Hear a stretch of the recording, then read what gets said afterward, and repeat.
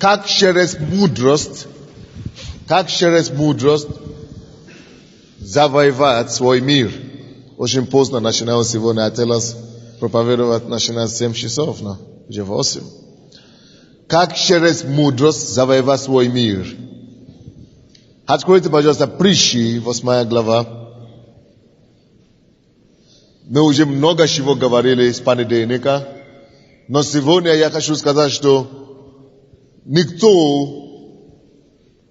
помните, в начале мы говорили, цари царствуют мудростью. Мудростью начальники начальствуют, и мудростью повелители узаконяют правду. Только мудростью вы можете господствовать и царствовать в этом мире. Нету царствования без мудрости. Нету господствования, нету занятия должности и положения без мудрости. Нету исполнения цели и предназначения без мудрости. Мудростью мы царствуем в этом мире. Мудростью мы торжествуем. Мудростью мы побеждаем эту землю, этот мир. И только через мудрость, друзья, мы будем летать, как крылья, с крыльями. Мудрость наша, мудрость Божья, которая будет действовать через церковь, отличит нас от всех прочих. Мудрость украсит нас, друзья. Мудрость Божья станет нашим украшением. И таким же образом, как украшение привлекательно дамам, женщинам, когда они украшены. Кто из вас хорошо украшен там? Как мудрость привлекает вас к хорошей красоте, таким же образом, как красота, вернее, привлекает вас к хорошим людям, к красивой, украшенной женщинам. И мужчина не украшен. Таким же образом, мудрость будет той красотой, которая будет не только на нас, но она будет привлекать людей к нам. Не важно, какой вид у вас, большим носом, как у меня, или черной кожей, люди будут видеть у вас что-то оригинальное, что в этом человеке кое-что другое. Не будут влюбляться в вас без причин. Почему? Потому что Божья мудрость будет звучать в вас. Это не потому что вы такой, или низкий, или высокий. Нет. Мудрость Божья — это красота церкви последнего времени. Вот почему мы должны тратить все, чтобы приобрести эту мудрость. Вот почему написано: приобрести мудрость, и всем имением твоим приобретай разум. Если даже нужно продать что-то, чтобы приобрести разум, написано, что стоит, потому что мудростью устрояется всякий дом. Все, что строится в этом мире, любой успешный бизнес, который устоит и выдержит испытание времени, она может быть построена только мудростью. Если вы построите любой бизнес, любую семью, любую жизнь на человеческие амбиции или человеческих энтузиазме, я вам уверяю, что разльется вода, что потоп побьет такой дом, и что землетрясение пойдет, и в конце концов такой бизнес разрушится, в конце концов такая семья рассокрушится, в конце концов такая жизнь развалится. Поэтому только мудрость устрояет. Поэтому написано в Притчи, 24 глава, 34 стих, что если дом будет прочный, дом, который прочный, дом, который переживает испытание времени, дом, который не только красиво, но и прочное, дом, который выдерживает любое землетрясение, потоп, разлива воды, дом, который будет красивая и привлекательная, она может быть построена только мудростью. Мудростью устрояется дом. Вот почему мы говорим об этой теме на этой неделе. Мудрость, которой мы можем победить наш мир. Мудростью, которой мы можем царствовать. Мудростью, которой мы можем использовать, чтобы построить дом своей жизни собственной. Дом своей семьи. Дом своего призвания. Дом своего положения в обществе. Так прочно, что никакой ад не сможет остановить нас. Так прочно, что никакой власть или что-нибудь не сможет потому что написано, ибо эти люди продумали, задумали его. Они задумали то, что они задумали, и то, что они начали делать. Ничто не остановит их. Никто не остановит их. Если вы задумали мудростью, если вы видите, потому что мудрость видит. Мудрость видит. Екклесиаст, 2 глава, 14 стих. Мудрый. У мудрого глаза у него, в голове его. Мудрый, глаза мудрого в голове его. Что это значит? Он видит то, что он хочет делать. Он видит перспективы, как ему построить это служение. Он видит, прежде чем он создать семью. Он видит, какое он уже исследовал, оружие сделал. Он уже советовался, он уже приобрел знания. Он видит, какая должна быть семья. Он видит, какая будет его семья. Он четко представляет себе. Он построил цену, он приобрел знания. Он заплатил цену. Он знает, какой у него будет фирма. Он знает, какой рост у него будет. Он знает, какое будет будущее, потому что мудрость видит. Глаза мудрого в голове его. Глаза его не в глаза его, не физически, в голове. Глаза его в голове его. Он видит разумом, разумением видит. Но кроме этого, друзья, хочу также вам сказать, что без мудрости нету построения ничего. Даже Бог не мог ничего делать без мудрости. Даже Бог не мог ничего делать без мудрости. Так что она абсолютно необходимая. Написано, что она ценна, намного драгоценна, чем все желаемое у тебя. Что вы желаете в сердце? Какое ваше желание в жизни? Вы хотите обогатиться, да? Иметь то, иметь другое семью. Написано, мудрость дороже, драгоценнее все желаемое у тебя. Все желаемое, оно дороже всего желаемого. Притчи, 8 глава. 22 стиха по 31 стихи. По 31 стих. 22 стих по 31 стих. Господь, это мудрость говорит, Господь имел меня началом пути своего. Господь имел меня, мудрость, в начале пути его. И о чем это говорит нам, друзья? Это значит, что в начале всякого пути, в начале всякого предприятия, в начале всякого предприимства, в начале всякой семьи, в начале всякого бизнеса, в начале всякого проекта должна быть что? Мудрость. Что такое мудрость? Мы уже это смотрели 2 дня, 3 дня. Как приобрести мудрость? Мы уже это говорим 2 дня, 3 дня. Даже Бог не мог обходиться без мудрости. Так что если вас не было на этой неделе, возьмите кассеты быстрыми темпами и закройте себя какую-то комнату, чтобы заесть до избытка эти все кассеты. Мудрость говорит, даже, что у Бога, даже Бог имел ее в начале его пути. Господь имел меня началом пути своего. Прежде создания своих исконий. Прежде чем Бог что-то создал, Бог имел мудрость. Он искал мудрость, он советовался с мудростью. Что это обозначает практически? Допустим, Бытие говорит нам процесс Божьего создания. Вначале было, Бог сотворил небо и землю. И потом описывается нам, что это небо и земля, деревья, земля, море и так далее. Бог создал все. Но это место Писания притчи открывает нам тайну Бога. Почему Бог мог создать все? Потому что у него была мудрость. Человек мудрости может под силам все. Вообще-то. Что это значит, что Господь имел посоветовался с мудростью, прежде чем он мог создать? Очень просто, потому что мудрость видит. Бог приобрел знание в том направлении, чего он хотел иметь. Что он хотел делать. Он мудростью рисовал. Чертежил, или как это? Чертил. Мудростью он увидел и создал это сначала мудростью видением. Мудрость имеет два крылья. Два крылья мудрости. Это видеть то, что Бог видит.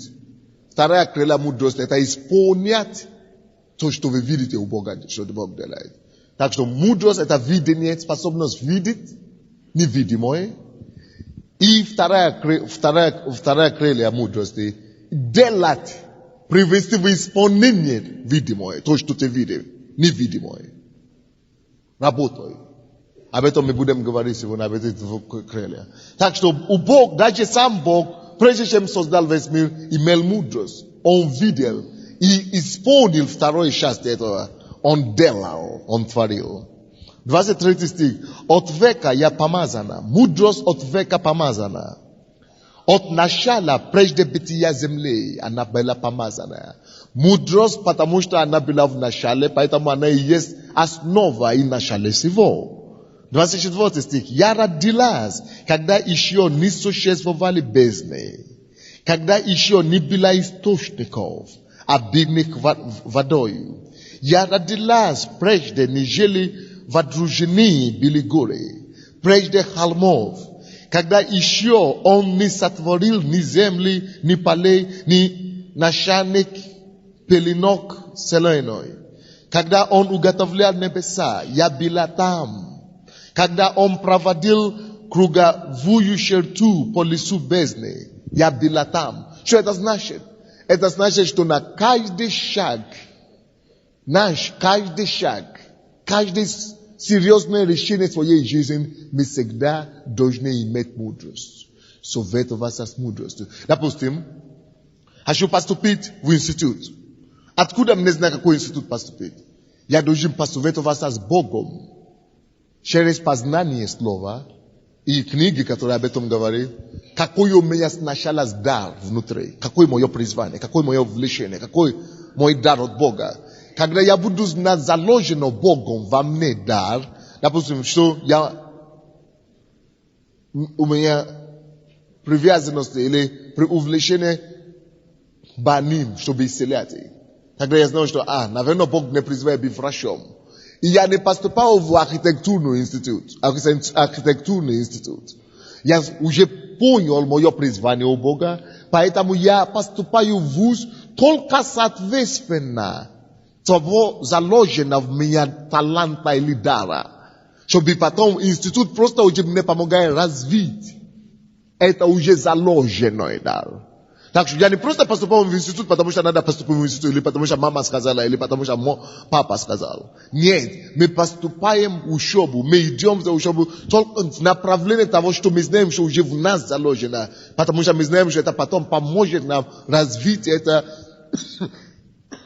больше и раскрыть крылья. Это называется как раз мудрость. Мудрость – это то, что подсказывает мне, как путем того, что я приобретаю знания и ищу совета. И, допустим, я закончил университет или институт, мне надо выйти замуж или жениться. Как мне знать? Вот, видите, что Бог имел мудрость во всех пунктах того, что Он делает. Если вы будете иметь мудрость и советоваться с Богом и приобретать Его мудрость во всех пунктах вашей жизни, жизнь для вас будет как рай. Для меня сейчас жизнь как рай. Потому что я закончил университет, я 8 лет ждал свою жену. Потому что когда я, допустим, в университете был, мне было 19 лет, я думал, жена, надо же жениться, надо же девушка какую-то, женщину, жену иметь. И я молюсь Богу, Господь дай мне жену. И, конечно, я вижу своих одноклассников, 17 лет, 18 лет, не 19, им 17, 18 лет, 20 лет, 19 лет. Если бы по плоскому, да, мыслить, я бы просто, этот красивый, это мне нравится, я бы женился. Оказывается, что в этом, но я бы уже был верующим, поэтому я знаю, что только когда Бог скажет, Только когда я увижу волю Божью, я должен получить Божий совет, мудрость. Что такое мудрость? Мудрость – это быть способным иметь такое знание, как Бог знает. Видеть то, что Бог знает, Божьей точки зрения. А это совершенная всегда точки зрения. Представляете, что вы видите какой-то ситуации, обстоятельства, то знание, которое у Бога есть об этой ситуации, это совершенно, Он знает правильно всегда. Что это знание приходит к вам. То же самое в отношении жены. Я это не знал, кто. Все догадываются, и все. Но тут Бог-то знает, Он с неба сидит, и Он знает. Потому что мы во Христе Иисусе, мы общаемся с Ним и ждем инструкцию от Него или сигнал от Него, чтобы Он показал нам, что Он видит. Это называется мудрость. Видеть то, как Бог видит, то, что Бог видит. Знание Бога приходит к тебе. Поэтому не бывает мудрость без знания. Но знание позволяет нам видеть то, как Бог видит. Так? Совершенный план, потому что Он всегда видит все по совершенству. Оказывается, что в это время, когда мне было 19 лет, и когда я вижу своих одноклассников, я думаю, по-человечески. Но я ждал, потому что я был верующим. Оказывается, что в это время не зря Бог мне не отвечал. Первый год, второй год молился, третий год молился, четвертый год, пятый год, шестой год молился. Ничего не получается. Бог ничего не говорит. А я говорю, пока ты не скажешь, пока ты не покажешь, не буду жениться, значит. 8 лет, пускай будет 8 лет. Оказывается, что Бог мучит, Бог делает мне не зло, а добро, оказывается, делает. Потому что потом, когда 8 лет прошло, и я уже познакомился со своей женой, оказывается, что в то время, когда я ждал жену, Бог-то видел, кто будет женой, моей жене было 13 лет. Представляете себе? Почему Бог и не мог мне ничего говорить?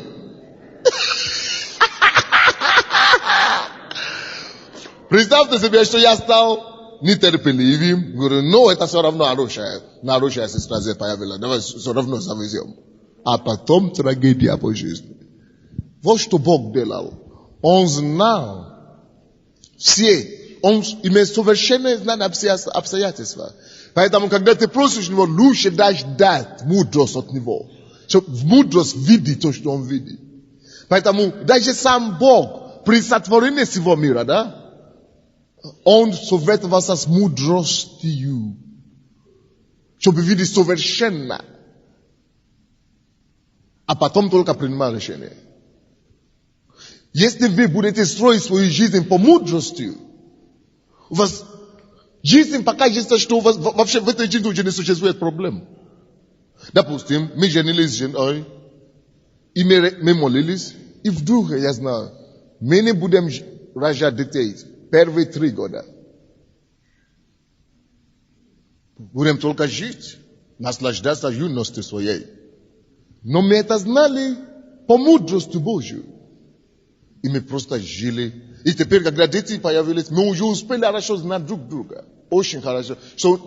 Но дети не отвлекают нас вообще.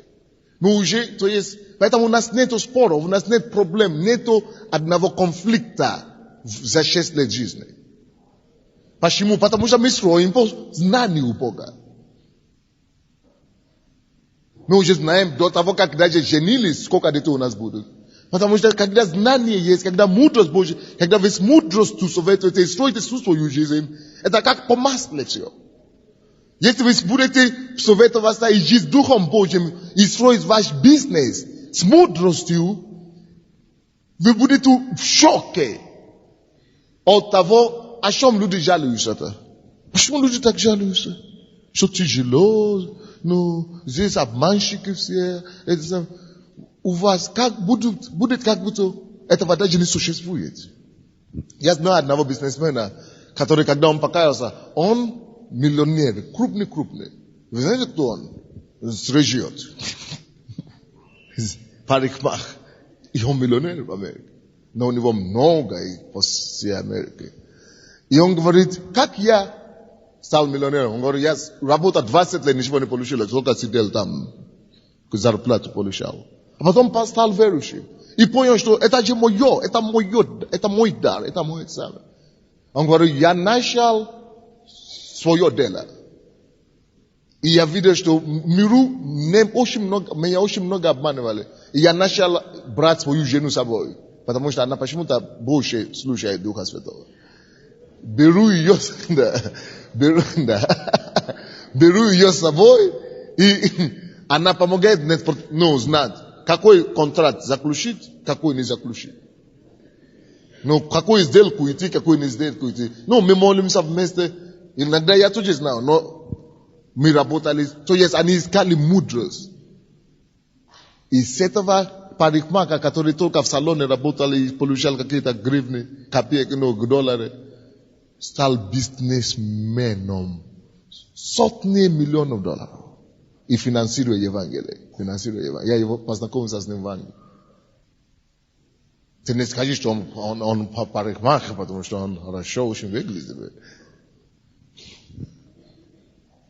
Потому что он говорит, что за все 20 лет, как я уже зарабатываю, как мы стали верующие, ни одна сделка у меня, я никогда не был обманут. Потому что Бог всегда открывал. Он говорит, ни одна проигрыша не было. Ни одна за 20 лет хождения с Богом. Потому что если вы будете совершаться мудростью, слушайте, что говорит. Интересно. Притчи 8:22. Господь имел меня началом пути своего. Прежде создания свои. Если прежде свои создания, о чем мы говорили вчера, позавчера, вы будете иметь мудрость, вы вообще будете думать, что вообще трудности уже не существует в мире. В начале своего бизнеса, в отношении с людьми, Бог будет проводить, мудрость будет проводить вас.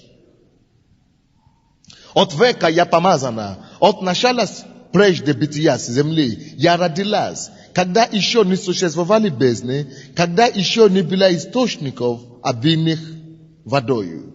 Я родилась прежде, нежели... Почему прежде? Это значит, что до того, как они начали, Бог советовался с ней. Бог имел мудрость, видел мудрость, советовался с мудростью, приобрел знание, приобрел разумение, а потом делал это. Поэтому у него всегда совершенствие получилось все. Поэтому у него всегда точность все получалось. Потому что 24 стих. Я родилась, когда еще не существовали бездны. То есть Бог только уже делает бездны, общается к себе мудрость. Мудрость дает ему картины, как это делать. Знание пополняет это, а потом он точно знает, как это точно делать. Вы понимаете, о чем речь? Когда еще не было источников, обильных водой, по 25. Я родилась, прежде нежели вооружены были горы, прежде холмов. Когда Бог хотел создать холмов, он уже знал, что он хотел, но он не спешил. Он приобрел мудрость, видел, как это должно быть, а потом приступил к делу. Поэтому все холмы всегда так и получилось, как они должны были получаться. Когда еще он не сотворил ни земли, ни полей, ни начальник пеленок вселенной, когда он уготовлял небеса, я была там. Еще не делал, просто придумал, уготовлял, мудрость уже там, чтобы показать, насколько это должно быть. Знание. Когда утверждал верхи облака, когда укреплял источники бездны, когда давал морю устав, чтобы воды не переступали пределов его, когда полагал основание земли, тогда я была при нем художницею и была радостью всякий день. Слушайте, напишите себе, мудрость – это художница жизни, всяких проектов. Мудрость – это художница всякого предприятия. Что значит художница? Это тот, кто рисует. Помните, я вам сказал, что всякий дом строится дважды. Сначала строится мудростью, архитектурно как бы, разумом. Ты закрыл глаза, но умозрительно можно это построить. Какой бизнес вы хотите делать? Какое дело вы хотите это самое? Изучите все эти темы, пока вы не сможете представить себя, рисовать мудростью, нарисовать его. Мудрость – это художница. Реализуйте начало этого бизнеса, регистрация этого бизнеса, цели и задачи, устав этого бизнеса, финансирование этого бизнеса. Решайте все вопросы. Видите, это умственно.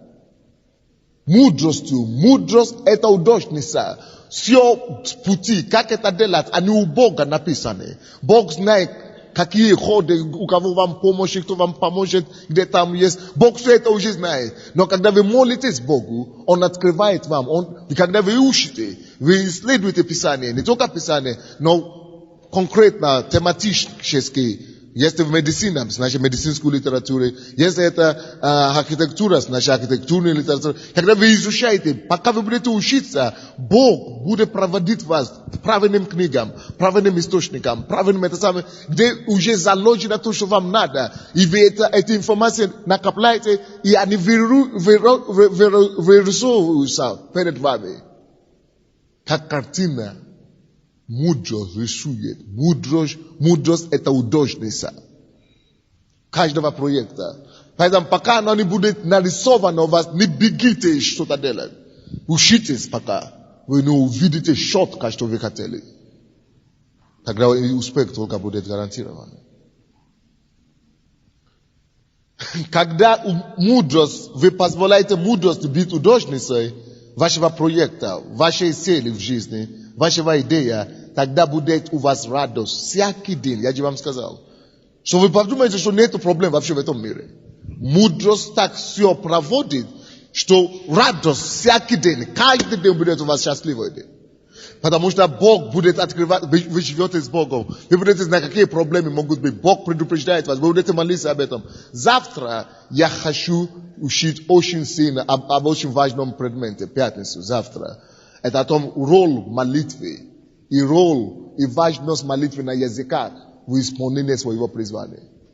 Как вы можете промаливать свою судьбу, просто молясь на иных языках. Как вы можете, вы же не знаете, кому Бог призывает вас быть. Вы же не знаете, как оно будет точно. Вы идеи имеете, какое-то представление, но молитва на иных языках вы можете высвободить это, нарисовать это мудростью, а потом, но разумением вы это понимаете.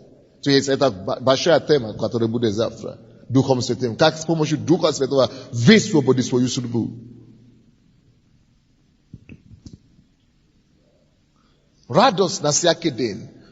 Веселясь перед лицом Его во все время. Веселясь на земном кругу Его. И радость моя была сынами человеческими. То есть это с одной стороны мудрость, которая видит. Мудрость, которая есть удачница. Мудрость, которая рисует, которая видит невидимого. Это первая часть, это первая крылья мудрости. Сколько я вам говорил у мудрости крыльев? 2 крылья мудрости. Вторая крылья мудрости это какая? Работа. Делать. Работа. Это вторая крылья мудрости. Откройте, пожалуйста, Екклесиаст. 10:2. Екклесиаст 10:2. Вторая крылья мудрости.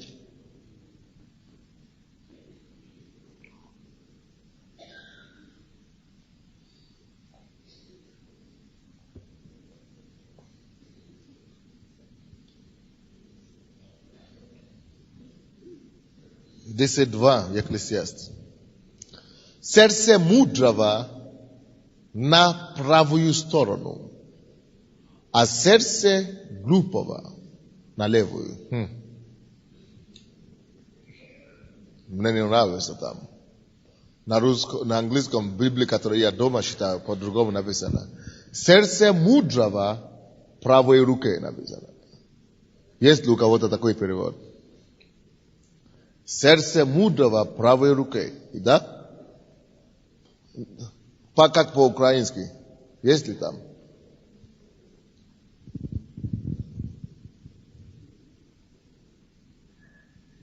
Да, вот тут так и написано.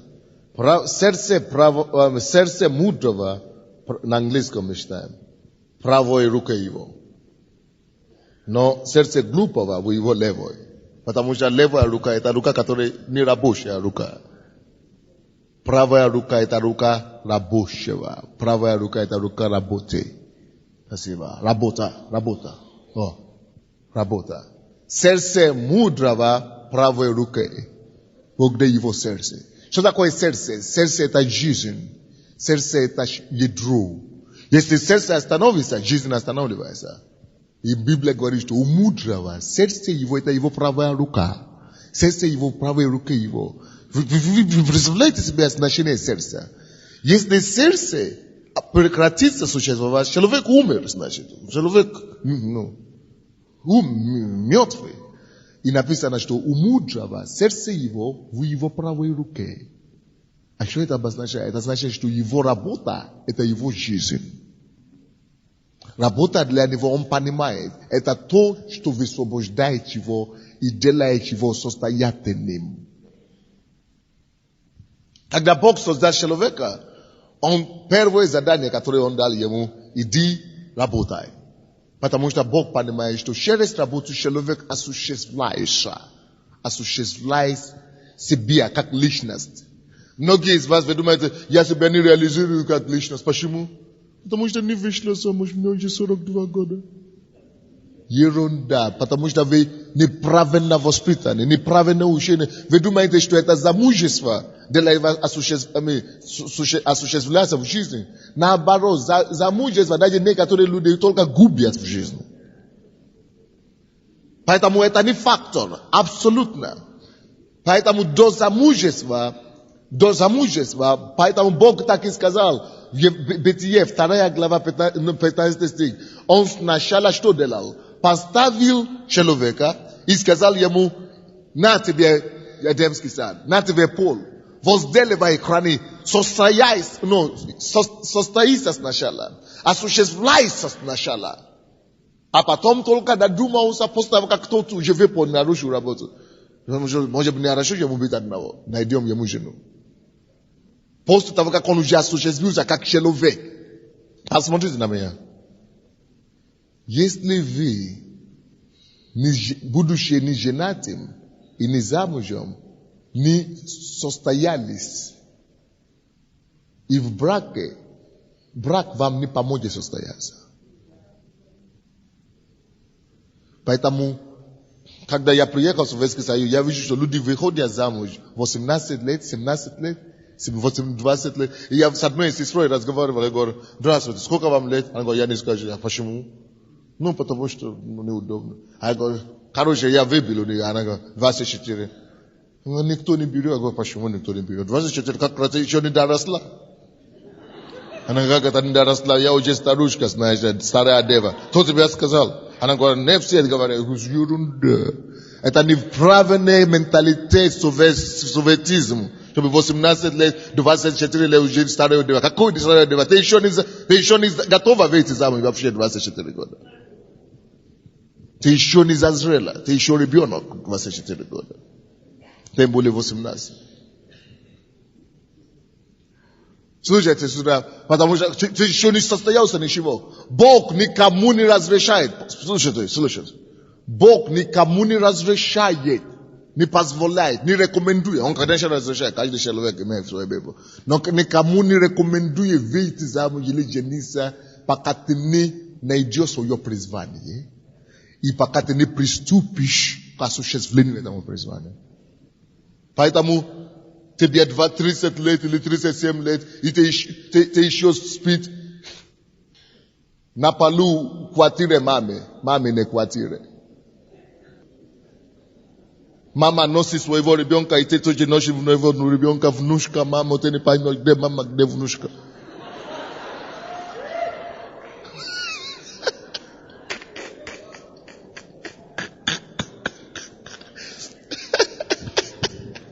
Ну, есть такой же. А где ты живешь? Мама не квартира. А твой брат? Папа не квартира. А где вы оба? Сколько у вас квартира? Трехкомнатная квартира. Потому что вы не дети, женились детей. Мама не успела выпускаться, папа не успела выпускаться, брат пришел в женился, еще свою жену привел, сестра вечно там своего мужа привел, и все в одном куше, как курица или что ли. Цыплята какие-то.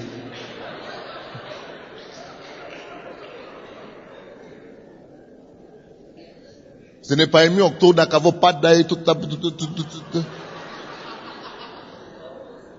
Детский сад. Descrição. Napisana što i человек оставил отца своего и родителей своих и матери своих. Оставил и прилепился к жене своей. Я то и одной комнате квартире папа не, но мама, но брат не жена, сестра не муж, мама не папа, мама не мама. В одной комнате квартире. Давайте откроем это самое вообще, чтобы вы поняли. Да, но ничего. Бытие, 2 глава.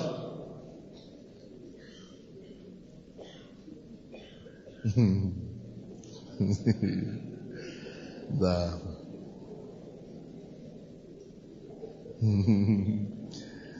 Да.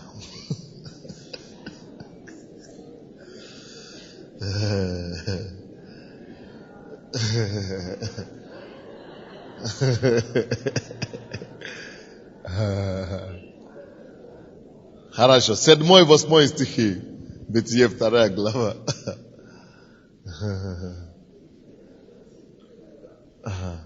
И создал Господь Бог человека из праха земного, и вдунул в лице его дыхание жизни. И стал человек душею живою, стал жить, так? И сразу, после того, как Бог создал человека, стал жить, и насадил Господь, посмотрите, куда Бог его повел. Насадил Господь Бог рай в Эдеме на востоке и поместил там человека, которого создал. Видите, он повел его куда? На работу, в сад. Я вам это докажу, 15 стих. И взял Господь Бог человека и поселил его, 15 стих, в саду Едемском, чтобы возделывать его и хранить его. Вот. Иди работать. Чтобы возделывать и хранить. Чтобы. Для какой цели? Чтобы. Это прежде чем, чтобы он вообще не думал, что существует такой дефицит жены. Бог даже ему не дал намек. Додумался, что у него что-то не хватает. Смотрите сюда. Когда Адам, Бог создал его и повез его работать, Бог видел в этом как одну цель. У меня много потенциала в тебе, Адам. В тебе заложено много чего. Ты создан, чтобы хранить землю и возделывать его. В тебе много потенциала и в земле много потенциала. Только после того, как Бог его поместил в саде, в Эдемском саду, и он начал возделывать землю, вы знаете, что случилось? 10 стиха по 14, там река появилась. В этой реке была золото, были камни, он нашел сокровища. До того, эти сокровища были скрыты в земле. Эти река были скрыты, эти ониксы были скрыты в земле. Золото были скрыты в земле. Все богатства были скрыты в земле. Но когда человек начинает свои потенциалы востребовать через работу, начнет работать и скрывать землю, то, к чему он призван. Земля — это прообраз своего призвания. Братья, слушайте сюда. В вашем призвании, которое Господь вам дал, скрыто много богатств для вас, много счастья, много мира и радости в вашем потенциале, в вашем призвании. Дары. Вы должны возделывать этот дар. Вы должны копать этот дар. Вы должны разыскивать этот дар. Вы должны возделывать, раскапывать этот дар. И тогда вы найдете там золото, духа, река и радость, мир, драгоценности. Именно через работу также интеллект и способности, которые Господь уже закрепил в вас, заложил в вас, все это не только способности земли освобождаются и обнаруживаются. Ваши тоже способности и дар, которые закрыты внутри вас. высвобождается также. Поймите, тебе, как исполнителя видения, закрыты богатства, потенциалы, таланты, дары, способности. Закрыты в тебе, заложено Богом. И в земле тоже заложено все это. Двух направлений. В тебе и в твоем даре. В тебе и в твоем призвании заложено много чего, которые должны встретиться. Если бы Бог намекал Адаму о том, что какая-то жена еще бывает, существует, он бы увлекся в сторону. Поэтому Бог даже ему намеком не подал. Чтобы он мог фокусироваться на исполнении, на выявлении самого себя через работу. Вот беда наша. Мы не успеваем выявить себя, обнаружить себя, кто я такой, и кто такой мир, кто такой мой дар, призвание, и мы женимся. Представляешь? Я еще не разбирался, кто я такой. И я уже беру другого человека, жену. Если я себя сам еще не понял, как я пойму другого? Вы не поняли? Я сам еще не знал, что я хочу. У меня сегодня такое настроение, завтра такое настроение. Вроде бы я такой, вроде бы я такой. Вроде бы я такой, вроде бы я такой. Я еще не понял, кто я такой. И я еще пытаюсь понять, кто она такая.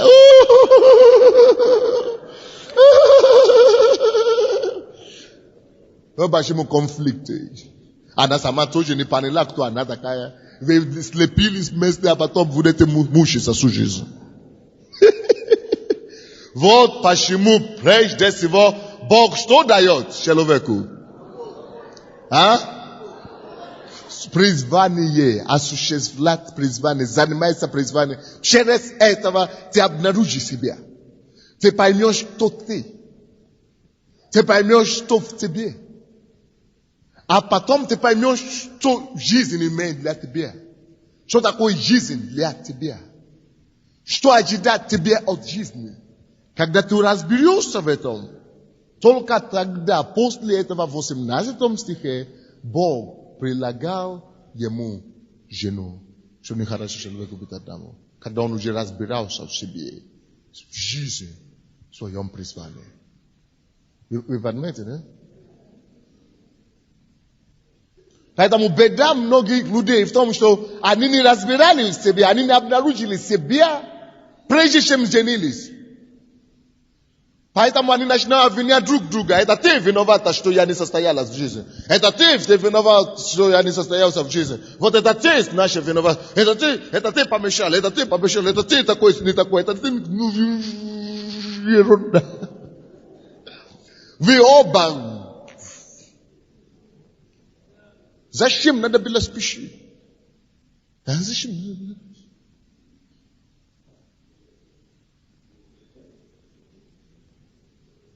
Надо сначала найти.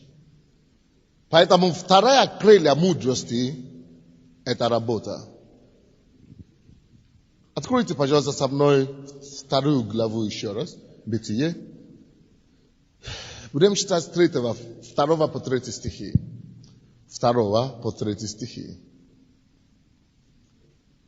Сам Бог это понял.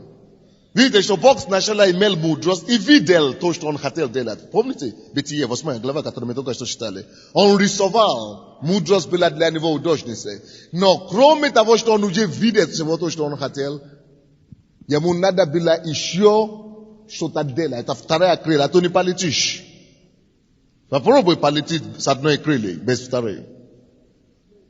Поэтому Богу надо было еще работать, подключив вторые крылья. 2 стих. И совершил Бог 7-му дню дела свои, которые он делал, и почил день 7-й от всех дел своих, которые делал. И благословил Бог 7-й день, и осветил его, ибо в оние почил он от дел своих, которые Бог творил и создал. В этих двух стихах это самые насыщенные словами работы стихи Библии. Первый стих, второй стих. И совершил Бог, совершил. Слово совершил, это связано с работой или нет? Конечно, поработал, значит. Доделал работу. Посмотрите, номер 1. Совершил. Первое, что говорит нам, что он работал. Первое слово. В одном стихе. Совершил Бог к 7-му дню. Что он совершил? Дела свои. Второе дело. Совершил. Дела. Слушайте. Обратите внимание. Бог совершил дела именно свои. Причина для многих несчастья в нашей жизни, это потому что мы занимаемся не тем, то, что нам принадлежит. Дайте Бог определить для себя свои занятия. Ты призван быть бизнесменом, а ты идешь преподавателем работать. Ну, как это быть это самое? Поэтому ты несчастлив. Каждый должен заниматься своими делами. Правильно? Бог занимался своими делами. Это уже 2 раза мы видели работу, да? Которые он что делал? Делал. Это уже 3-й раз слово делать. Слово работать в одном стихе. И пошил. Пошил же тоже связано с работой, нет? Нет? Отдохнул. От чего люди отдохнул? От работы. 4-й раз пошил. В день 7-й от всего. Всех дел свой. 5-й раз. Которые что? Опять делал. 6. Одни слова работа. Одни слова делать. Слово работать в одном стихе 6 слов. Нету мудрости без работы. Нету мудрости без осуществления. Нету мудрости и нету царствования без труда. Не просто работать как таково, как чтобы где-то числиться, как мы с вами делали благодаря коммунизму. Что такое работать Божьей с точки зрения? Если вы идете только на работу, лишь бы числиться или получить зарплату, вы не поняли ничего абсолютно.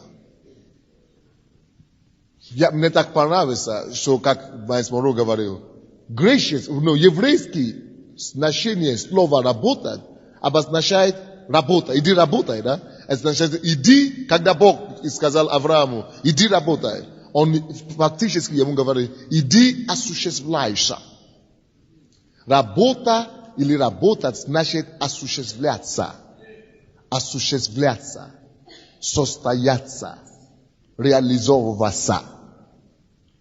Поэтому работа предназначена для того, чтобы скрытые в нас потенциалы, скрытые в нас способности и дары были высвобождены для реализации, осуществляться. Поэтому мы работаем не для денег и не ради денег. И работаем не просто, чтобы числиться где-то, когда мы себя обманываем, мы себя губим. Поэтому каждый из нас должен идти на ту работу, где он чувствует себя, что он осуществляется, он выкладывается.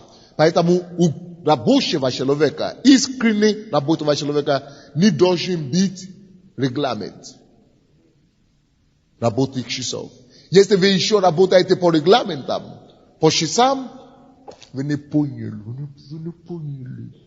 Работающий человек, он всегда работает. Он всегда делает, потому что он знает, что тем больше я делаю, я осуществляю, я не ради кого-то делаю, не ради начальника. Начальник будет все равно рад.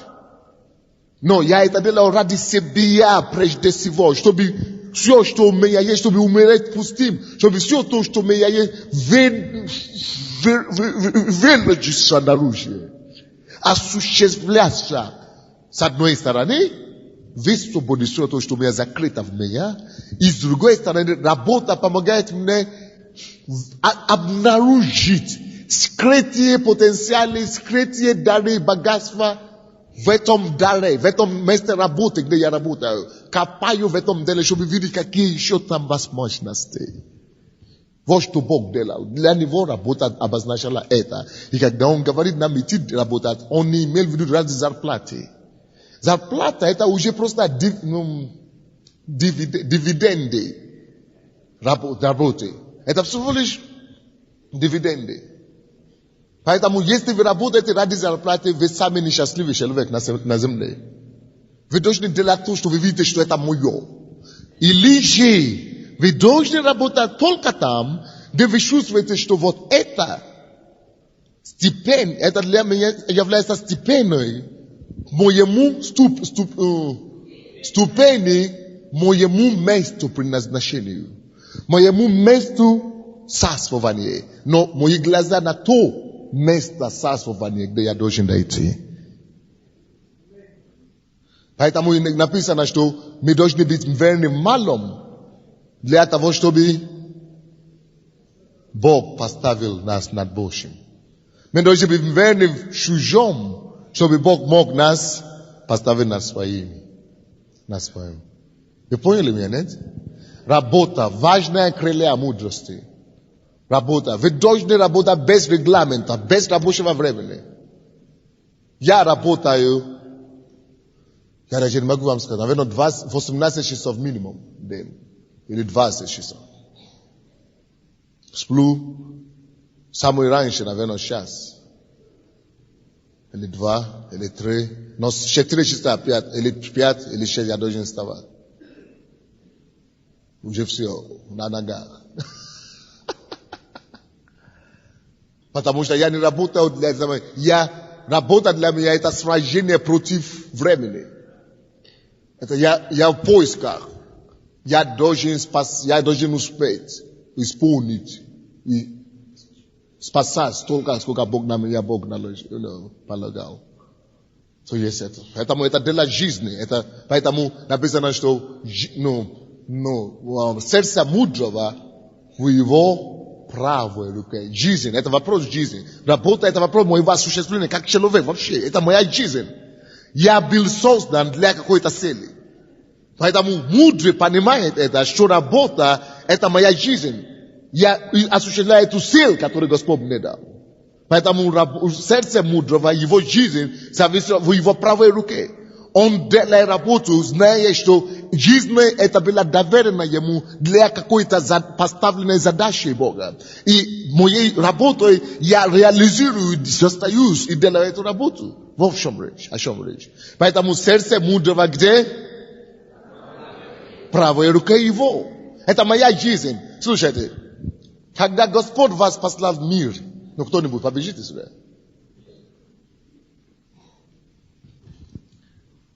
Когда Бог тебя создал мир, Он определил какую-то работу. До того, как Он тебя создал. Допустим, Он знает, что на Украине будет пробуждение. И Он хочет, чтобы ты стал миллионером и спонсировал это Евангелие, чтобы она была, чтобы через твои руки Царство Божье утвердилось на земле. И еще Он тебя не родил. А потом Он уже имеет цель. И ради этой цели Он придумывает рождение человека. Так что жизнь твоя непосредственно связана с этой задачей Божьей. Так что жизнь твоя связана с той работой, той целью Божьей, которую ты должен осуществлять. Поэтому, когда человек разумный, он понимает это. И поэтому он берет его сердце в его правой руке.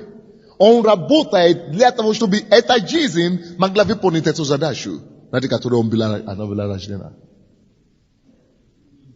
Поэтому сердце мудрого в его правой руке в работе, которую он осуществляет, чтобы его жизнь могла реализовалась. Чтобы когда он пойдет на небо, он мог говорить, что там ничего уже не осталось, я уже решил, тогда он может спокойно пойти на небо.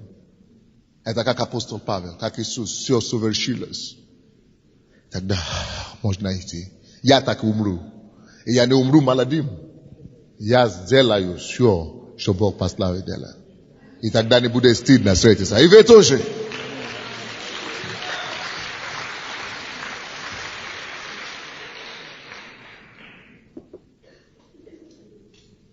Но это только мудрость, мы можем вообще понять, что Бог поставил. Но мы уже это говорили вчера, позавчера и так далее. Как это понять, что Бог вас поставил? И дорога к твоему величию тоже поможет вам знать, какое ваше призвание. Итак, Иисус, Бог сам, даже сам Бог, работает, живет для работы.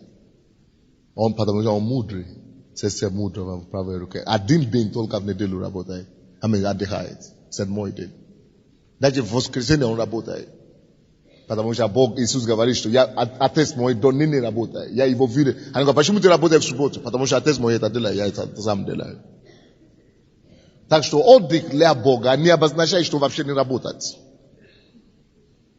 Это значит, что уделить, пребывать в покое. А покой наш это кто? Христос. Суббота наша это кто? Христос. Покой наш Христос. Мы пребываем в нем. Так что 7-й день для нас это обозначает поклонение. Поклоняться Богу. Это не значит не идти на работу. Есть некоторые религиозные люди. Пастор, в воскресенье нельзя в офис зайти и подписать бумагу. Какая ерунда. Самое главное, чтобы ты служил Богу. Каждый день нужно служить Богу и работать. 3 стих. И благословил Бог 7-й день и осветил его, ибо он не пошил от всех дел его своих, которые Бог творил и создал. Это значит, что Бог закончил. Не значит не работать. Аминь. Давайте я вам дам. До того, я хочу вам просто дать. Давайте посмотрите Евангелие от Иоанна, 5 глава. Евангелие от Иоанна, 5 глава. Что Иисус говорит по этому поводу? 17 стих. Евангелие от Иоанна 5, 17. Иисус же говорил им, отец мой до ныне работает, и я работаю. На русском написано, отец мой до ныне делает, и я делаю. Но на оригинале в греческом написано, отец мой работает, и я работаю. И на английском тоже. Представляете? Отец мой всегда работает, и я всегда работаю. Кто хочет быть как Иисус? Кто хочет быть как его Отца Небесного? Что нам надо делать? Вот почему для христианина нету пенсии. Мы никогда не выйдем на пенсию. Я никогда не выйду на пенсию. Потому что пенсия для меня это в Царстве Небесном. И для вас тоже. Бог приготовил уже вот такой пенсию для нас. Напишите, пожалуйста, свои конспекты. Благословение работы. Какие благословения? Потому что работа это благословение для нас. Это дар от Бога для нас. Что она делает для нас? Во-первых, через работу Бог предназначил, чтобы все скрытые потенциалы, скрытые дары, таланты в нас. Это через работу, только через работу. Это единственный способ, как мы можем его высвободить для мира. Если ты музыкант, пока ты не пойдешь репетировать и работать над собой, будешь играть, ты никогда не поймешь, насколько ты способен и к чему ты способен. Это через работу ты можешь обнаружить, что в тебе закладено. Если ты врач, ты никогда не поймешь, насколько у тебя заложено, если ты не пойдешь никогда молиться и лечить людей. Работа – это единственный способ, который Бог придумал. Другой ты не придумаешь. Поэтому человек, который не работает, он загнивающий человек. Духовно. Он умирает внутри. То когда-то был здесь без работы. И сидели дома. Вы ужасно, вы отвратительно чувствуете, что ты мужчина, здоровый мужчина или женщина, просыпаешь, ты не можешь, ты никуда не уйдешь. Это отвратительное чувство. Это человек загнивает внутри. Это на самом деле это так. Потому что то, что заложено внутри, она должна была выйти наружу. И когда она не выходит наружу, смердит. Плохо становится. Загнивает все внутри. Потому что должна была выпущена. Через работу мы высвобождаем закрытые дары, потенциалы, таланты. Поэтому мы должны работать. Больше, чем неверующие. Вообще-то верующие люди должны больше проявлять работоспособность на своих рабочих местах. Потому что таким образом это путь к возвышению. Кто хочет стать первым, пускай станет рабом. Кто хочет стать большим, пускай станет слугой. Но мы с вами то спешим на служение, то спешим на молитву. То спешим на то спешим. И наши начальники не видят верность ни в чем. Верности никакой нет. И поэтому вас не повышают. Поэтому у вас нет увеличения никакой. Потому что вы до конца ни Богу не можете быть верны, ни человеку. Но если бы мы поняли, любой начальник, любой директор будет держать, будет зубами держаться за усердного работника, кто работает еще лишние часы, будет за него вот так держаться. А потом ты говоришь, что мало зарплаты. Конечно, кому хорошо платить зарплату, кому-то не работает. Так что работа это должна быть жизнь наша. Сердце мудрого, правая рука его. Второе, что делает работу для нас. Какое благословение работы. Представляете, как это расстраивает начальников. 5 часов приходишь на работу. Или звонишь. Работа заканчивается в 5. И звонишь 5 часов. Уже никого нет в офисе. Как это так? Как ты успел?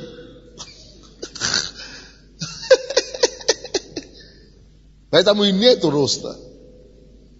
Второе, это самое, благословение.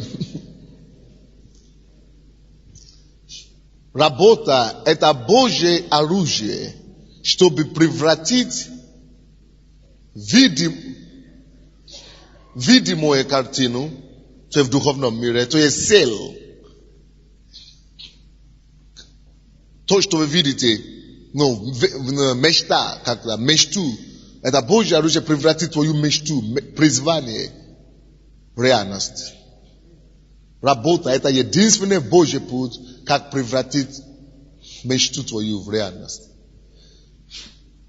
И тут я хочу вам сказать, вы, которые уже видели свое призвание в этой жизни, особенно за проповедь вчерашней, позавчерашней и так далее, вы уже знаете, что вам делать, да? Никогда не думайте, что, я уже видел все, значит, мудрость уже там есть, значит, не будет проблем. Если превратить мечту свою, призвание свое, видение твое в реальность, работа – это синоним. Вы знаете почему? Синоним слова «работа» или «работы» – это сражаться. Напишите, 3-й пункт. Работа – это сражение. Что такое работа? Работа значит сражение, это значит борьба, преодолевать препятствия. Работа – это преодолеть препятствия. Допустим, тебе надо зарегистрировать фирму. Вроде бы, надо просто пойти и понести документ туда и поставить печать.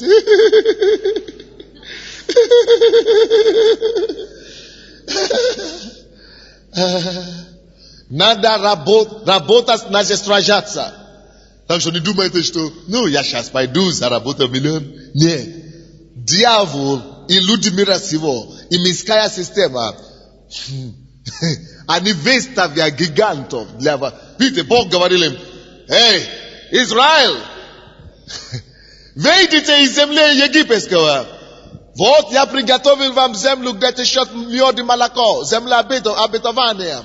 Идите и там вы будете молоко иметь, мед бесплатно. Я вам уже дал подарок, идите наследуйте.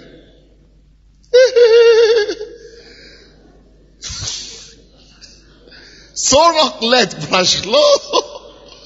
Знаешь, чем они занимались 40 лет? Они то гагаиты там, или то сирияне, то филиппинцы, то евуситы, то какие-то сражения от сражения. Бог уже подарил им землю. Хочешь? Сражай и одолей. Наследуй. Я же сказал, я уже подарил. Возьми теперь. Чтобы достиг любую свою цель в жизни, надо понять, что это сражение. Так что если ты не готов сражаться, ты не готов воевать, похорони себя. Нет жизни без сражения, напишите это. Похоронишь себе. Нет жизни без чего?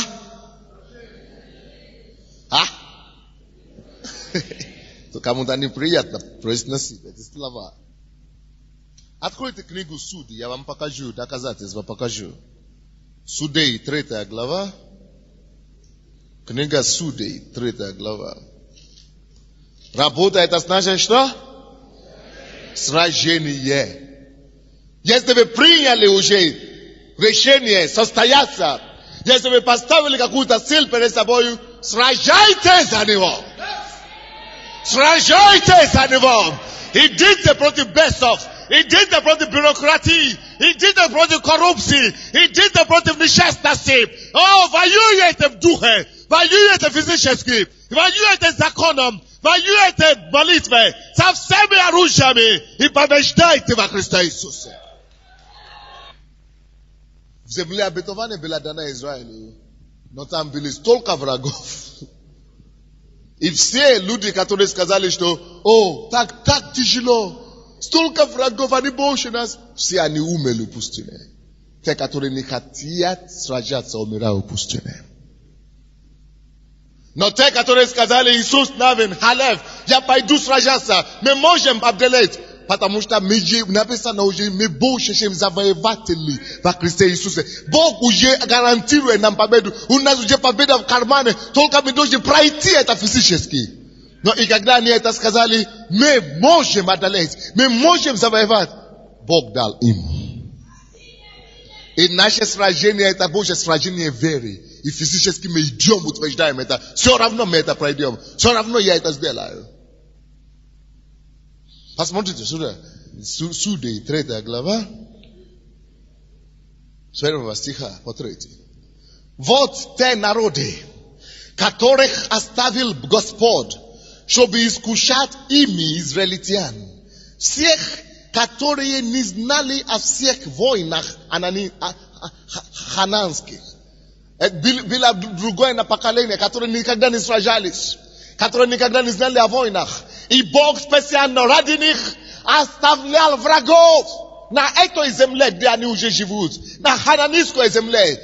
Потому что они не знали, что такое война. Бог оставил для них врагов. Ради чего? 2 стих. Для того только, чтобы знали и учились войне последующие роды сынов Израилевых, которые прежде не знали ее. В общем дело. Бог специально оставлял проблемы у них beaucoup. Бог специально посадил врагов вокруг них. И Бог говорил, чтобы они не перестали воевать. Чтобы они научились воевать. Алло! Если у тебя, если ты не хочешь сражать, Бог создаст тебе проблему. Вы знаете, кому Бог создает проблему? Я вам скажу.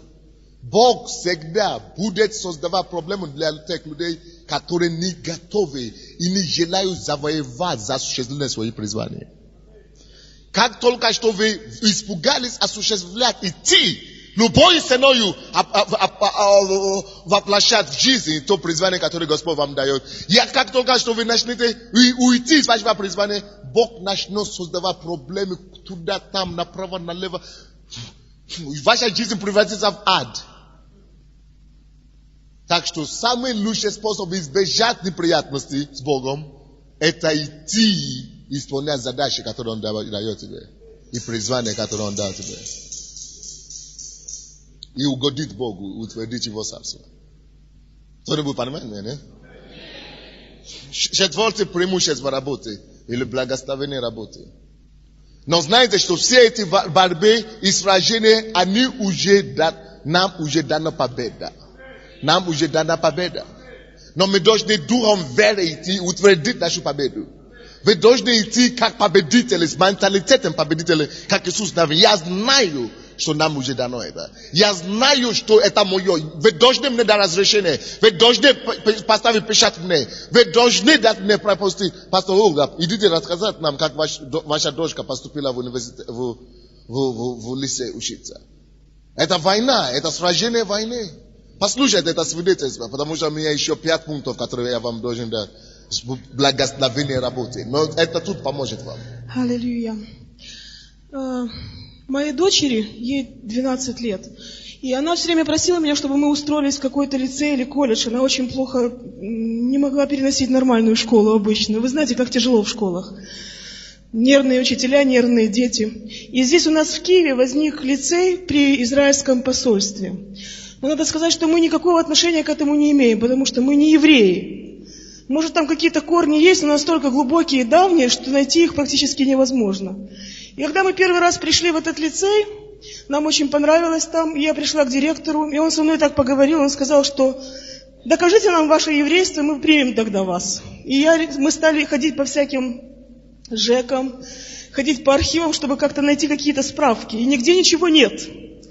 И тогда я позвонила пастору нашему, и говорю: пастор, что мне делать? Потому что я вижу, что мы пролетаем, у нас не получается.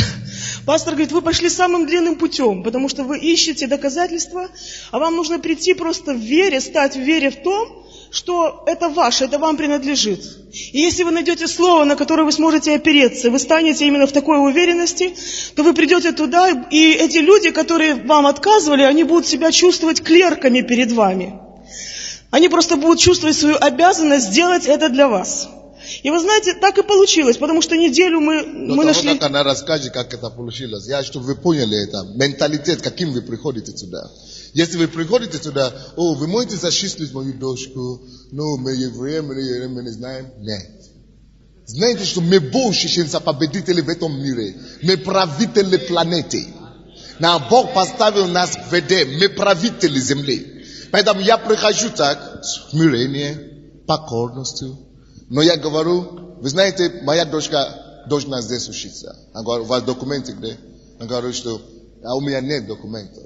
Но я знаю, что она должна здесь учиться. Поэтому дайте мне, пожалуйста, документы, которые нужны, анкету, что нужно делать. Пожалуйста, нужно зачислить. То есть вы должны говорить, не чтобы просить у них, как будто они начальник. Нет, никто больше Бога нет. Вы начальник. Вы сверху приходите. И вы говорите, послушайте, вы говорите с менталитетом, что они клерки, они секретари, что они должны, то есть, вы говорите им то, что будет. Они должны только бумагу заполнять и так далее. Они должны просто делать то, что... И вы говорите с верою, и вы уже решили этот вопрос с Богом. И вы приходите, утвердите, но говорите, вы верующие, вы царите планеты, и говорите, помогите, бегите туда-сюда, как дети, как раби. Мы не раби. Мы цари. Вы приходите с этим осознанием. Допустим, сестра наша, она свидетельствовала вчера или в воскресенье. Она говорила, ее не приняли. Она сдала экзамен в педагогический институт. И она не набрала баллов. И всего лишь 7 человек приняли на бесплатное обучение. И она пришла ко мне: пастор, нужно учиться. Но меня не приняли. Я не набрала оценки. Я говорю, что я помолюсь за вас. Идите туда, что вам надо там учиться. Не надо учиться. Это мое место. Я знаю.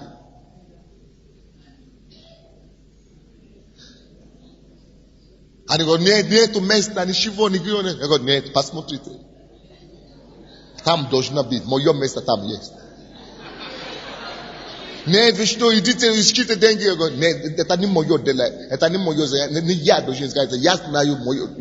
Ну, может быть, вы что ошибаетесь. Кому идти? Где ваши старшие?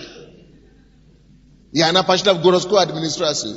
И там она нашла помощника мэра, Амельченко. И говорит, что у вас проблема? Меня не взяли в институт, говорят, что... И она говорит, но я должна там учиться. Она говорит: что мне делать? Дайте мне письмо. Я должна там учиться. Я говорю: ну, если вы уже должны письмо дать. У нас здесь есть наркоман. Наркоман 7 лет. 12 лет сидел за наркотики в тюрьме.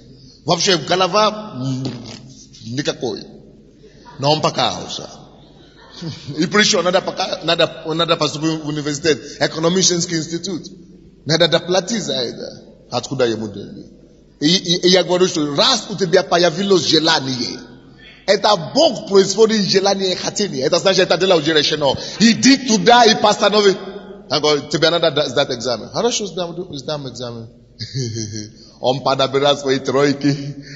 Они сказали, конечно, он не пахнет, он последний. И все должны платить. Он говорит, пастор, что нет шанса, абсолютно даже. Хорошо, давай помолимся.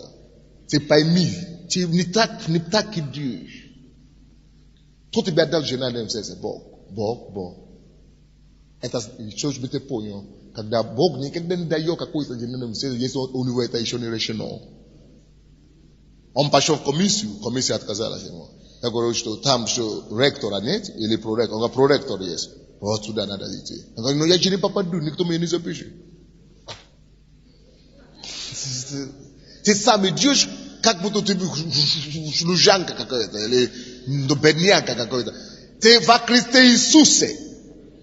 Царь земли, чтобы царствовать на планете. И он пошел по вере. Я все, наглед, значит. И пошел наглед. Секретарь не пишет его. Но в это время проходит проректор. Что теперь молодому человеку надо? Мне надо попасть к вам. Когда он попал туда, какие твои результаты? Я позвонил. 3. Нет, он не правильно, никому слушает. Я говорю, нет. Он говорит, уходите отсюда. Я говорю, нет. Я позову милицию. И он говорит, слушай, мне надо учиться. Он встал на колени и говорит, поймите меня, я наркоман. Мне надо здесь учиться. Тут вам надо меня принять. Ну, милицию надо позову кого угодно, но мне тут надо меня зачислить. Я сидел в тюрьме 12 лет. Ну что?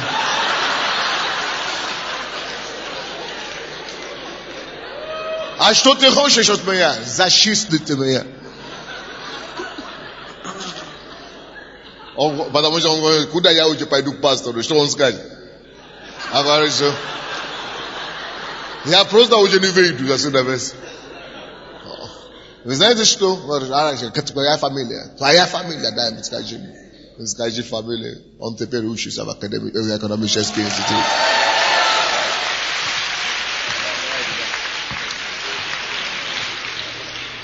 И когда мы пришли через неделю, после того, как мы стали в вере, что вы делали до того, как вы пришли? Мы просто получили слово от Бога. И это слово, в котором написано, что достояние народов, оно будет принадлежать нам. И я просто действительно стала на то, что хотя это израильский лицей, я не имею никакого отношения к нему, но если написано в слове, что оно будет принадлежать мне, достояние израильского народа, то кто больше израильтянин, чем я? Конечно, оно должно принадлежать мне. И пастор так и сказал мне, он говорит, что кто же будет еще там учиться, если не ваша дочь? Действительно. И когда я пришла туда второй раз, через неделю, вы знаете, я была поражена этой перемене в этих людях. Во-первых, они меня не узнали, хотя прошла всего лишь неделя. Они говорят, вы у нас первый раз, они с таким почтением, они меня усадили. Что у вас есть? Я показываю им те же самые документы, которые я показывала неделю назад. Они говорят, да, конечно, это трудноватый вопрос. Но вы знаете, вы не волнуйтесь, я вообще не успела рта открыть даже. Вы не волнуйтесь, сейчас мы что-то придумаем. Этот вопрос должен решать консул, это сложный вопрос, его будет решать консул. Но вы знаете, что вы идите домой, спокойно работайте, мы вам позвоним. Она звонит через какое-то время мне, это помощница консула, и говорит, вы знаете, консул отказал, но я пойду к другому, я все равно пойду. Она была у 3 консулов, сама, без всякой моей просьбы. И 3-й консул сказал, оснований нет, но принять.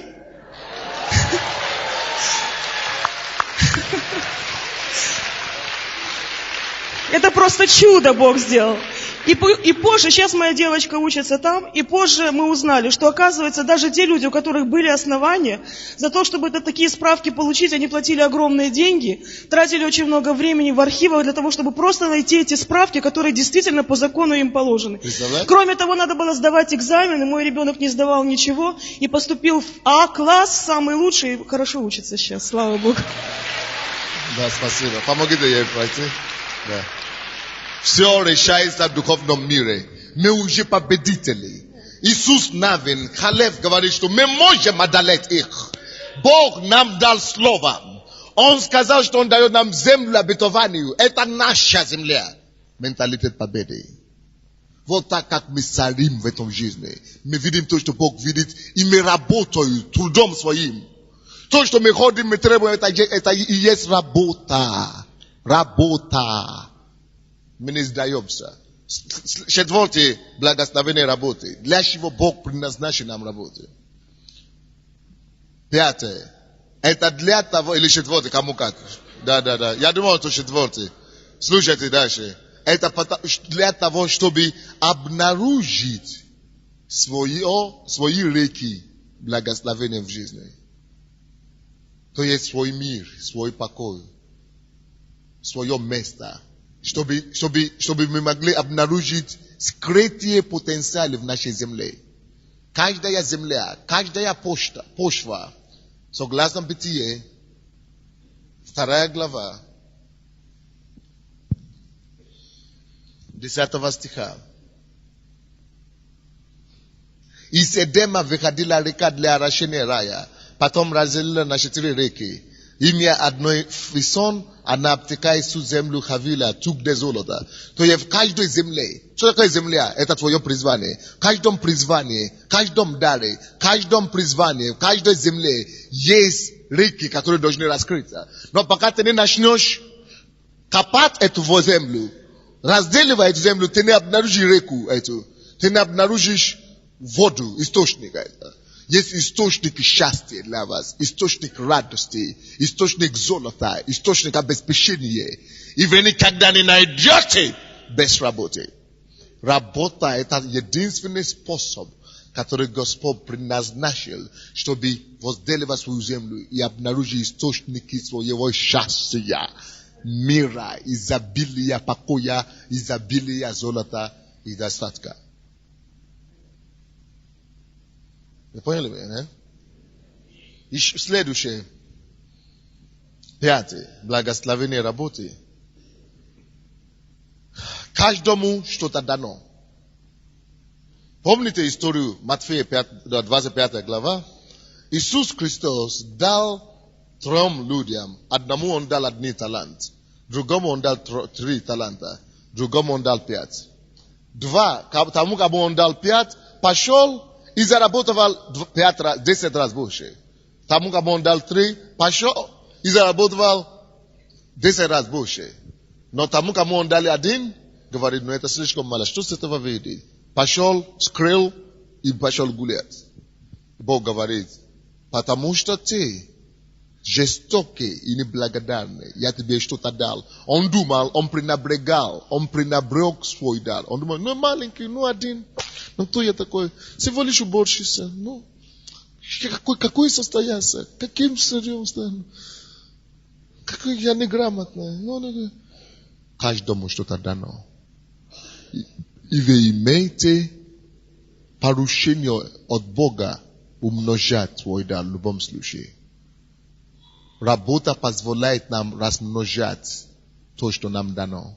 Это 5 благословение. Через работу мы размножаем, умножаем те дары, способности, таланты, которые Бог дал нам. Умножаем, размножаем. Эти пошли, работа, закрутить все, что у тебя есть, не слишком мало, чтобы умножать. Не слишком мало, чтобы размножить. Маленький всегда становится большой. Иисус сказал, что Царство Божье подобно на семя горчичное зерно, которое самое маленькое зерно. Но если вы посеете его, если вы будете заниматься над ним, она вырастет и станет большое, огромное дерево. Не пренебрегайте свой дар. Не думайте, что я всего лишь маленький, у меня ничего нету. Пустите в работу. Тот человек, который не работал и пришел к Иисусу, Иисус назвал лукавый и злой. Иисус послал его в ад. За что? Что он не воспроизводил и не осуществляет свое призвание. Он говорит, я послал тебя в темницу, где будет сжижение зубов. Там, где будут неверные, неверующие. Он был верующим, да. Он получил от Бога что-то, да. Но он попал туда, где неверующие. Потому что только по одной причине он не выполнит ту миссию, данную ему от Бога с неба, чтобы он выполнил. Значит, если ты фотограф всего лишь, выполни свою миссию. Иди пусти в работу тот дар, который Бог тебе дал. Это делается только через работу. Скажите кому-то, это делается только через работу.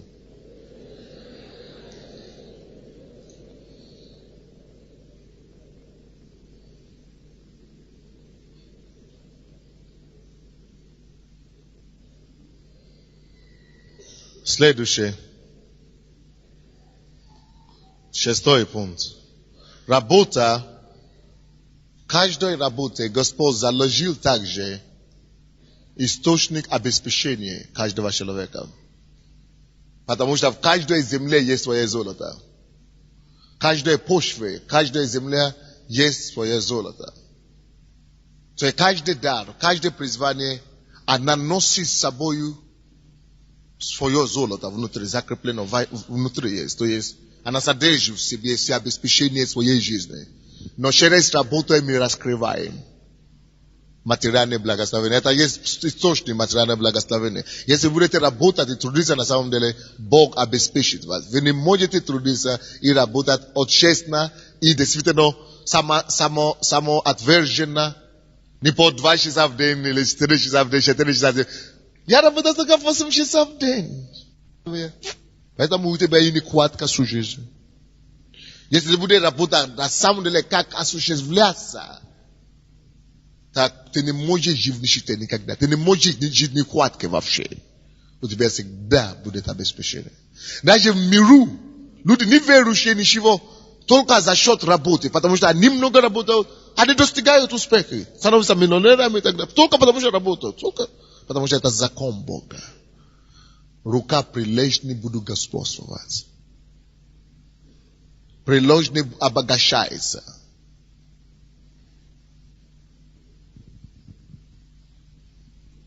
Следующее. Работа это есть Божий способ, чтобы быть благословением для других. Когда я произвожу что-то для общества, допустим, вы приходите сюда, да? Я исполнял свое призвание. Бог меня так создал. Бог каждого создал, чтобы чем-то служить другому. И у вас есть тоже что-то, чем вы служите мне. Допустим, группа порядка. Вы приходите тоже. Я служу вам проповеди. Но вы служите мне, что вы мне делаете порядок, помогаете. Чтобы люди не бегали, кошмар какой-то. Я бы ничего не мог реализовать.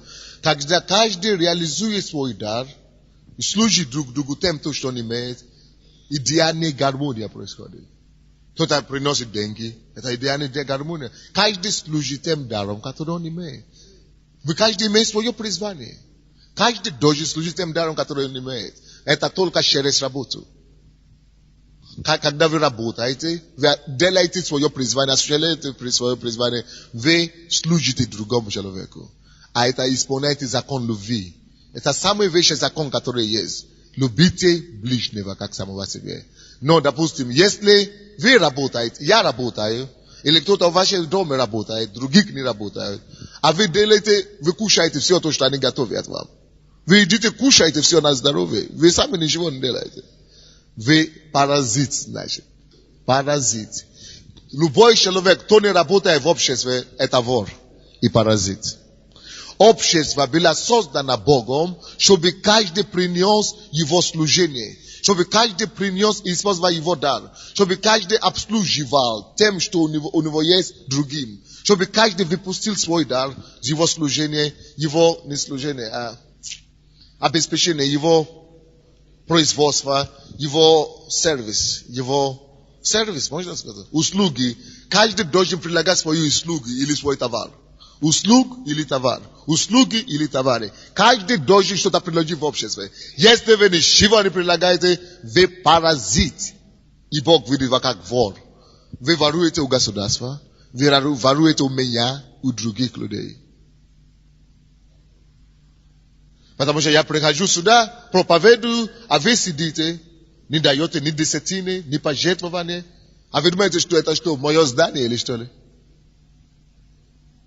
Это кто-то дал пожертвование, десятину мы снимаем. Кто-то дал пожертвование, за который ты сидишь в стул, который ты сидишь. А то тебе пришел на полюцию.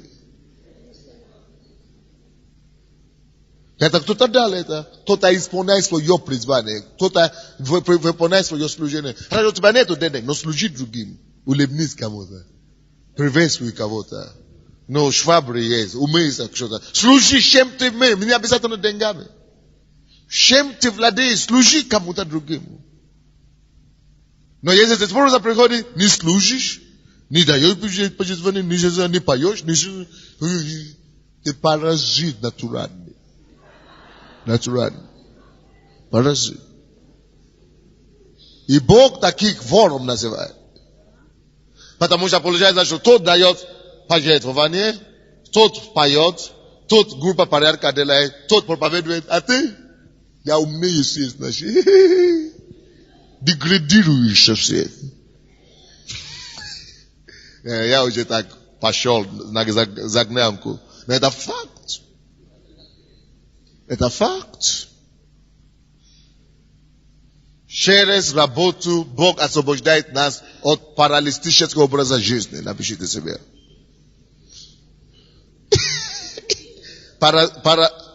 Паразитического образа жизни. Через работу Бог освобождает нас от паразитического образа жизни. И дает нам возможность служить другим. Кто-то понял или нет?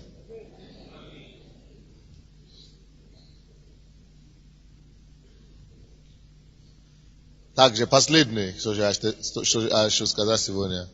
Через работу вы приобретаете самоуверенность в жизни.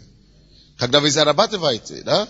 Когда у вас есть хорошая работа, вы исполняете свое призвание, вы на своем месте в жизни, вы осуществляете свои силы, вы самоуверены по жизни.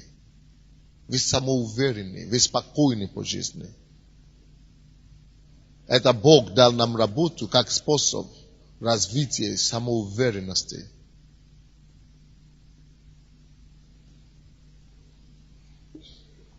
Какие два крылья мудрости? Видеть и работать. Преклоните вашу голову, давайте будем молиться. Посмотрите, эти два крылья есть в вашей жизни или нет? Помолитесь Богу.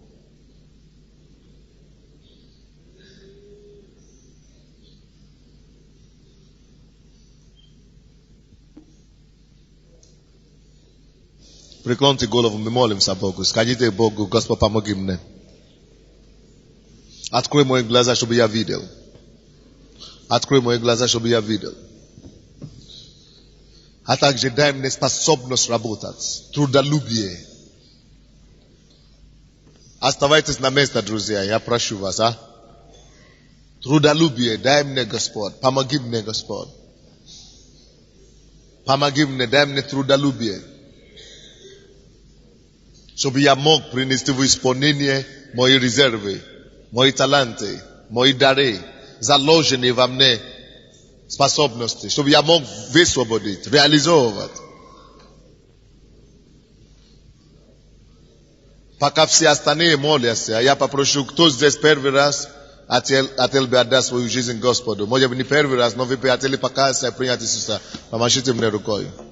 Все, кто хотел первый раз, чтобы мы помолились за них принять Иисуса. Ради вас видеть, ради вас видеть. Где ваши руки? Ради вас видеть, ради вас видеть, ради вас видеть. Так, вам повезло, что вы пришли сегодня. Вам повезло. Вам повезло. Хорошо, все преклоните ваши головы, пожалуйста, кроме тех, кто первый раз. Все, которые хотят первый раз отдать свою жизнь Богу, возьмите свои сумки и быстренько станьте на ногах и придите ко мне сюда. Раз, два. Остальные присядьте, преклоните головы, мы продолжаем молиться. Все, кто первый раз, станьте, пожалуйста, и придите сюда ко мне, мы ждем вас. Только бегом. Кто опоздает, то не успел. То первый раз еще принять Иисуса, бегом мы ждем вас. Что-то вы медленно идете. Разве это бегом? Пройдите сюда, Иисус ждет вас. Пройдите сюда. Вот. Остальные, давайте преклоним нашу голову, будем молиться за себя. Высвобождать эти крылья в своей жизни. То еще там назад, первый раз, помогите мне рукой. Первый раз на тебя принять Иисуса Христа. Ну бегом, мы ждем вас, а? То еще остался там, первый раз хочет принять Иисуса. Помогите вашей рукой. Кто-нибудь остался там в зале? Мы не хотим, чтобы вы опоздали.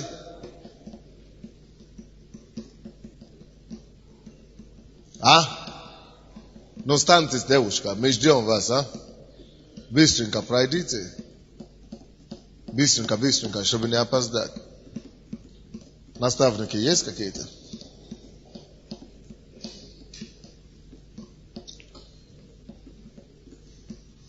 Все в зале. Попросите у Бога, чтобы Он помог вам выявлять ваши дары и способности. Ребята, пройдите, да? Быстренько. Мы же вас ждем. Кто еще там остался-то?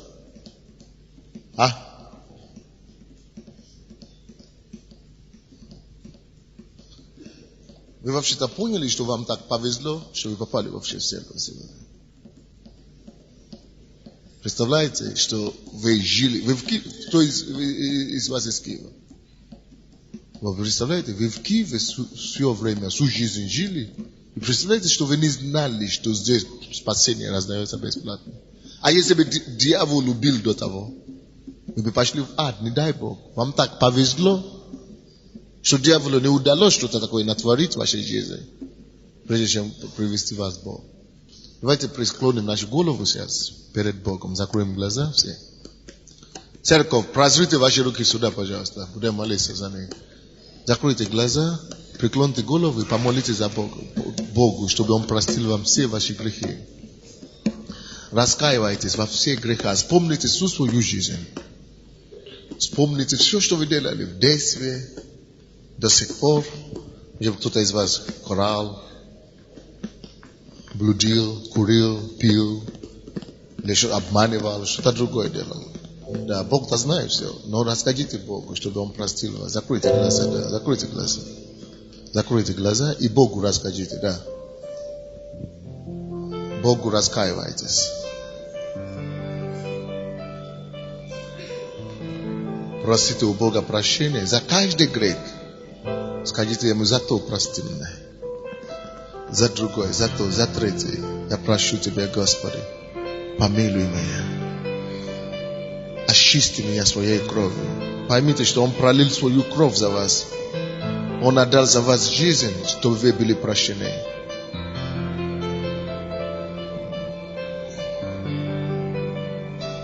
Он отдал за вас жизнь, чтобы вы не попали в ад.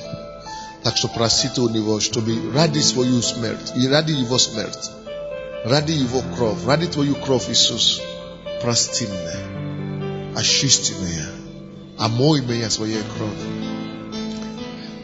Скажите Ему, просите у Него, чтобы Он своей кровью очистил вас, чтобы Он простил вам все ваши грехи, и чтобы Он вошел в ваше сердце, чтобы Он стал вашим Господом и Спасителем.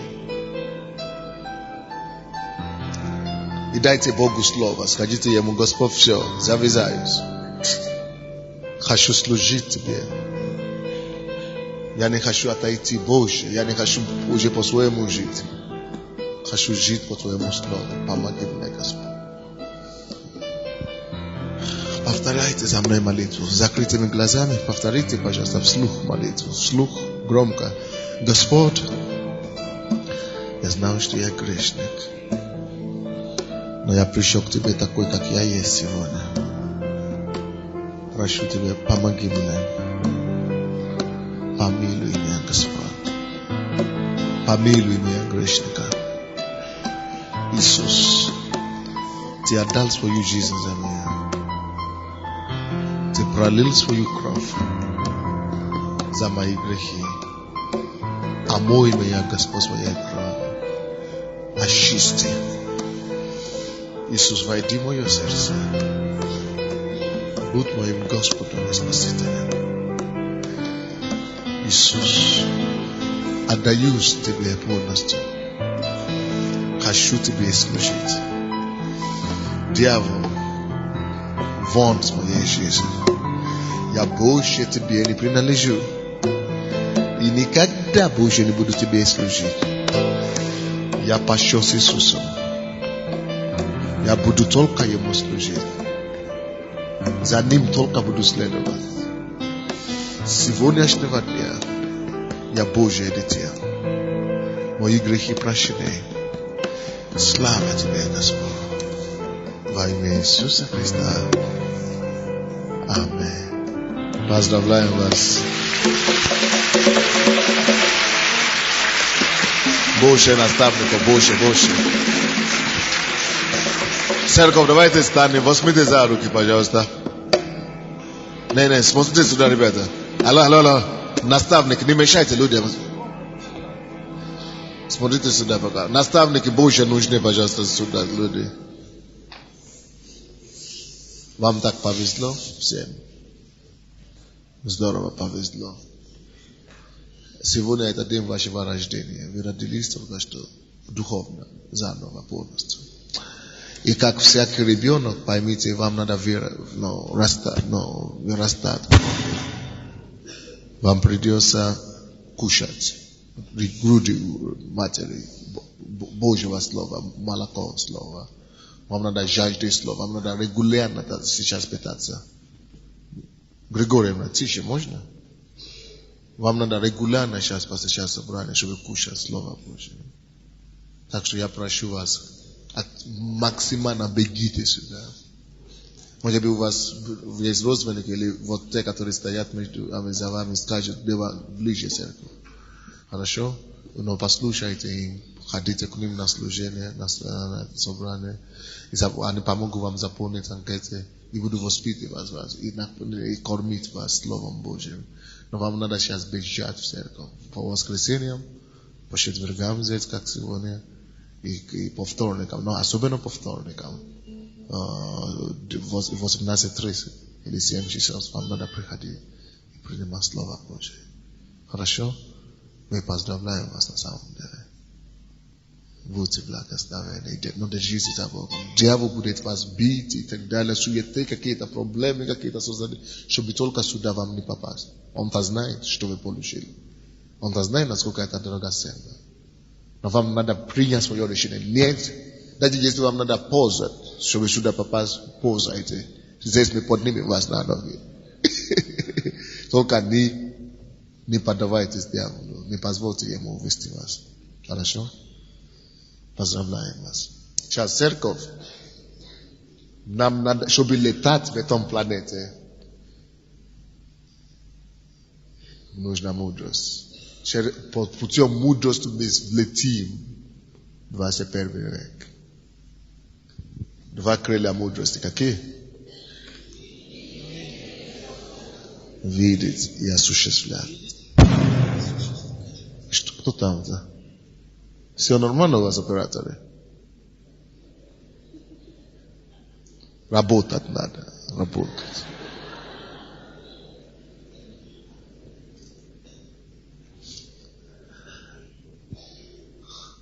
Положите руку на себя. Каждый.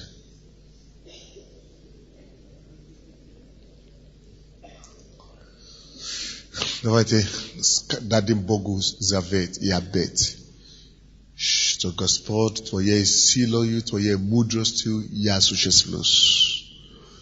Я осуществлю то призвание, которое Ты дал мне. Буду воевать и буду побеждать. Я буду как Халев Иисус Навин, что я смогу быть таким, как Ты сказал, что я должен быть. Я смогу осуществлять то призвание, которое Ты мне дал. И я буду это делать. Молитесь Ему, благодарите, что Он дает вам силу, способность, помазание, чтобы состояться в жизни. Благодарите за эту силу, за эту благодать. Отец, я благодарю Тебя. Ты такой чудный для нас на этой неделе. Мы столько узнаем и столько принимаем. Спасибо, что мы будем делателями Твоего Слова, исполнителями Твоей откровения. С этого зала я благодарю Тебя, что выйдут люди и создадут не одну тысячу организаций и фирм во имя Иисуса. Я высвобождаю это. 2000 новые организации и фирмы в течение года во имя Иисуса. Благодарю Тебя за это осуществление. Но я советую вам, друзья, послушайте сюда. Возьмите эти кассеты все. Слушайте, прокрутите, прокушивайте. Завтра еще будет, субботу еще будет. Прокушивайте и слушайте сколько можно раз, пока это не станет плотью у вас.